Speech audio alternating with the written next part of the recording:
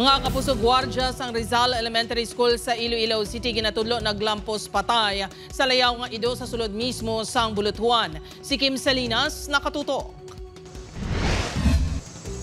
Magapangatubang sang reklamo nga paglapas sa Animal Welfare Act ang gwardiya sang Rizal Elementary School sa Iloilo City proper.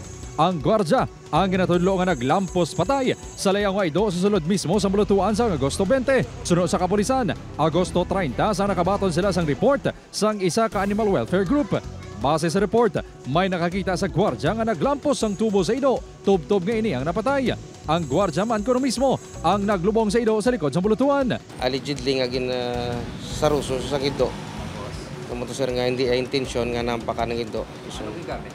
Allegedly sir tubo. Kita sa aton nga part sa PNP sir mag-file kita isang kaso sir based sa mga available nga witness. Sunod sa OIC sang Rizal Elementary School nga wala naging pangalanan ng gwardiya, ginsugo lang sang tagdumalahan nga tabugo ng ido para sa safety man sa mga estudyante. Nakibot na lang sila sang nahibaluan ang ginhimo sang ilang gwardiya. We condemn that act sa pagpatay sang ido. So wala na ginatolerate? Wala gido.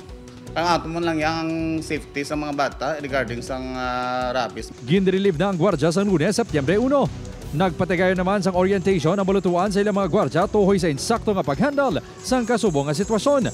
Pahanumdom sang kapulisan, hindi pagpasulabihon ang kaugot sa nagabaris nga ido, kundi i-report ini sa otoridad. Pwede sila sir magtawag sa aton dire sa may police station kag aton ni sir i-coordinate sa City Veterinary Office para sa gakaigo nilang intervention para mapadala nila sa personnel nga trained gid nga mga personnel. Upod Kiromel Porquia, Kim Salinas, 1 Western Visayas.